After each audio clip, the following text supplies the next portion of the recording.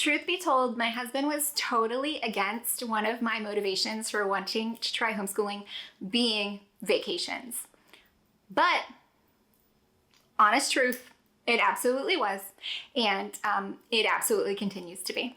Guys, welcome back to Making Everyday Magic. My name is Shanna, and if you are new here, we are a homeschooling family of 4. We are entering our 8th year of homeschooling soon. We have a 7th grader and a 3rd grader. And if you are new here, we love to travel. So I thought it would be fun to pop on. We've actually taken a couple of trips recently, or at least a trip recently, that I haven't really come and shared a lot about, but it did inspire me to think about why homeschooling makes vacations better. And so I have my top 7 reasons to come and share with you as to how homeschooling makes vacations better. Guys, before we go any further, please scroll down, hit the big red subscribe button, turn on the bell for notifications, and give this video a thumbs up. As always, you can find me right on down in the comments or over on Instagram at Making Everyday Magic. Now, okay, so yes, I really like vacations, like a lot, and I am a huge fan of the way that homeschooling just makes vacations better. Now, there are a lot of people who will still, especially with extracurriculars, it can be really hard to get away in the kind of school season time because that's when extracurriculars are going, but it is so worth it to not follow the school schedule calendar when you are planning your vacations. There's a lot of reasons. One reason that we like to be home when the schools are out is because it does afford us an opportunity to have more of those cousin play dates and friend play dates and see those people who aren't available 8 to 3 Monday through Friday for most of the year when we are available.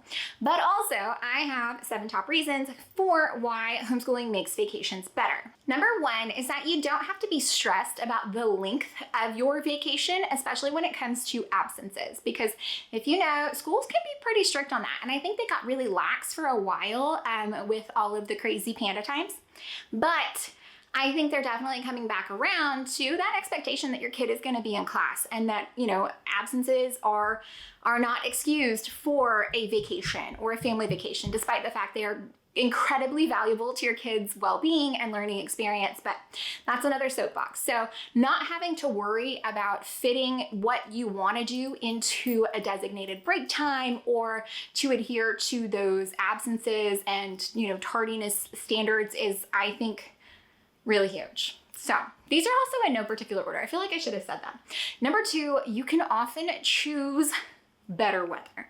So if I want to go do a beach vacation, I don't necessarily want to do that in the middle of June when it's already hot. I'm in Texas, so it's hot. I don't want to go somewhere hot when it's hot. But if I can do a super fun Caribbean beach vacation when it is not the best weather here, you know, if I can do that in the fall, that's a great opportunity for me. I can choose, again, better weather based on my circumstances, based on when I want to go, instead of being stuck just going in the summer season or, you know, hitting places that are super busy in the winter season. So I can choose when to do that instead of being at the mercy of a predetermined calendar schedule that I had no part in. So being able to opt for better weather for me is absolutely huge because this leads us into a later point. We'll circle back to that one. But number 3, and this is maybe one of the biggest motivators for me, is that you get the lower cost. And you may think, how could it possibly be that different? Because of surge pricing. If you know that everybody's going to be taking a trip in June with their kids because school is out, the costs are just crazy high. Right now, we're looking at cruise options that go in and out of Galveston. If we go over summer, it is 4-5 times as much as if we go in the fall when kids are in school. So definitely take the cost into account when you are looking at when you can or can't travel based on your local school schedule. So like everything is more expensive in March and April because schools, all of them across the nation, tend to do spring break at that time. So for example, like Disney World will be wicked crazy, wicked bananas, wicked expensive over spring break, over summer, and especially over the Christmas holidays. For some reason, people always think that it's less busy than, no, it reaches capacity. Like shut down the gates. We are too full. We cannot do this. Lower costs. Now, All of this leads into you getting better value for the money you spend. Why? Because you are spending less money to do the same things with less people, meaning you get to do more of the things with a smaller audience, and so often you get a much better vacation for your dollar. So if I do go to a theme park when schools are not out of session, then we can ride more things. We wait in line for shorter times. We have a more concentrated small group, and the entire experience is more enjoyable. So if I'm going on a cruise when school is in, then that means that there are not going to be as many kids on board. So it's not going to be as wild. It's not going to be as crazy. There's not going to be as many people. For example, when we did our Alaskan cruise, there were only a handful of kids on the whole boat, which meant that when they went to the kids club, they had a better time, which meant that when we did some of the fun activities that are more geared toward kids, it was a better chance that my kids got to enjoy more of it because there were just less of them. This also leads into things like, believe it or not, more educational experiences. And you might be like, Shanna, how is that even possible? When we did our Alaskan cruise and we went and we did a whale tour with one of our excursions, my children were the only children on the boat, okay? So we had a handful of adults. I think there were maybe 20, and my kids were the only kids on the boat. The people who operated the tour were more engaged with my children because they were children. So my children had an entirely different experience because they were one of the few kids on board. So they would look to them. Do you have a question? Let me answer this with my years and years of knowledge. Do you want to know something? Do you want to see something? Can I explain this to you? So frequently, they actually get an amazingly more in-depth educational experience by traveling when we are out of the, like when school is in session.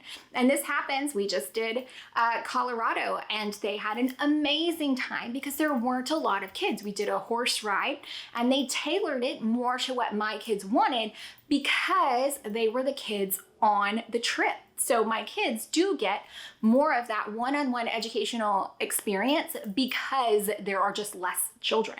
Now, this leads me into my next point, which I know is one of the big contentions of homeschool, but I truly believe that taking children out of a classroom of their peers and putting them in the world, taking them into society to be social, increases those socialization experiences because they are talking to adults, they are interacting with multi-generations, they are knowing how to live in the world. So they are learning how to, get their tickets at the airport, how to get on and off the subway, read the subway map, understand which direction the train is going. There are things that my kids are getting simply because they are able to travel during the school year. And one of those is honestly an improved social skills. It really is. Now, I've kind of touched on this before, but a big reason why traveling as a homeschooler is just better, why it makes your vacations better and much more amazing, is that your kids are going to get special treatment. They will. They just absolutely will. The adults will want to engage with them more because kids are fun. The people around them will want to entertain them more because kids are fun. The characters at Disneyland are going to want to spend more time with them because there's just less kids around, and kids are fun. Your kids will get a better experience doing tons and tons of things. They will get tailor-made experiences. They will have so much special treatment when they are not just one of 100 in a sea, one face in 100, okay? When they are the few of them, and this applies for things like the zoo. If your kid goes as part of a field trip, they're not going to get the same experience as if they go with you one-on-one. They're going to get to touch the animals. They're going to get to ask the zookeepers their personalized questions if they're there for the chat time. They will get a better experience out in the world because they aren't one of 100 kids. They're one of 5. So I want you to take all of this into account when you are thinking about when you should travel, or if, like me, vacations are a big motivator for you, because they absolutely are for me. And if that is one of your reasons to homeschool, I'm not going to say that it was my top reason to want to homeschool, but it was definitely top 5. You will not find shame about that here. And do you know why? Because while this was one of my motivators to start homeschooling, I can tell you now that I am on the backside, that for all of these reasons, it is a really good reason to homeschool. So, oh gosh, okay, real life experience. I know someone near and dear to my heart who I absolutely love, who is traveling to, you know what? Let me do this one. You know what? I'll share two, okay? Traveling to Australia for Christmas, okay? Over school break, because they have kids in school. And they are spending, I am not kidding you, each individual ticket is almost 3 times as much as if you went month before or month after. Okay? My bestie going to England in June for work, takes the family. He spent on one ticket, almost more than my entire family of 4 went to England for. Same airport. Because he went in June and we went in January, okay? So this is the difference it can make as far as cost. It can actually make it possible for a lot of families to travel, okay? So this can be a deal breaker. It can make it possible, affordable, and attainable, okay? So you don't have to take my word for it. Go to Google Flights and price it yourself, okay? You do not have to take my word for it. But not just cost, it increases value, which makes the cost all the much more stomachable.